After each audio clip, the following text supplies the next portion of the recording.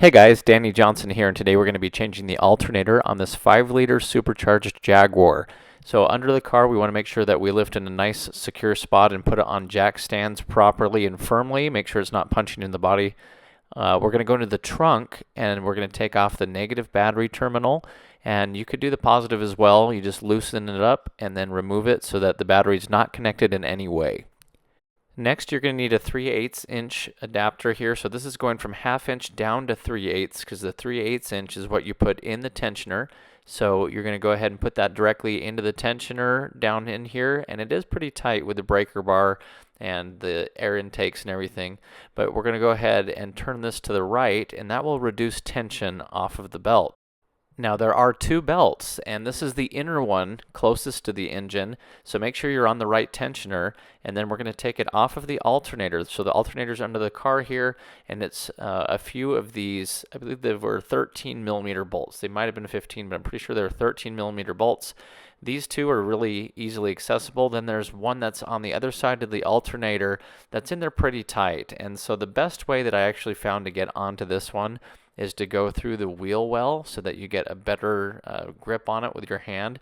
So this is on the passenger side of the vehicle at the bottom. And so as an example, here's the control arm and the fender.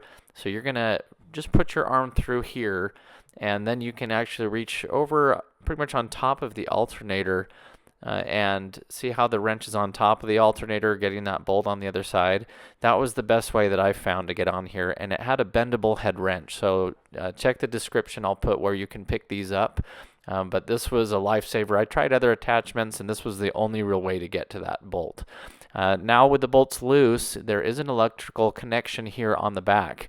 And it's a little nerve-wracking because if you look at it, there's one small little wire that's going there.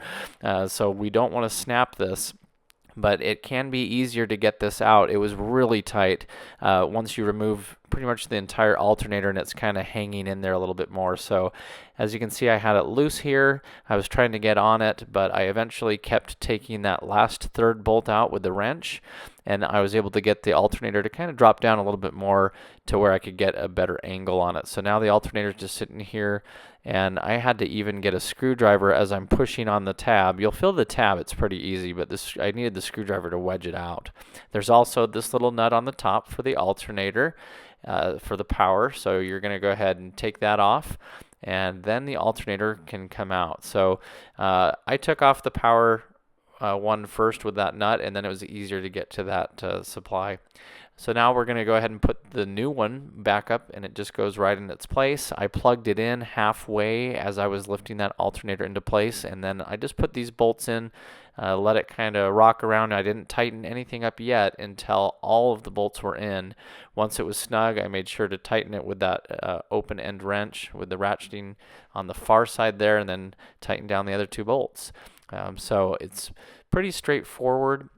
You just kind of have to know that this wrench, that was kind of the main hardest part of the whole job. As you can see here, bendable head really helped, and reaching through the fender well really helped. We just looped the belt back on the alternator, and that was a little tricky because it's really a two-person job, somebody else holding that tensioner down to give you the slack. And here's kind of a look at the belt. You can see it's not all the way on quite yet. So as I'm turning this over to give it its tension, we're good to go now. Now I'll come back to the battery and replace our negative terminal. Make sure that we tighten that down till it's snug. Then we can test the alternator. I have a little adapter that goes into a cigarette lighter that's really nice, and it will tell you your readout. So you want to be seeing 13.5 to 14.5 volts. So this now looks really good. So check the video descriptions for that. Thanks for watching. We'll catch you on the next video. Thanks, guys.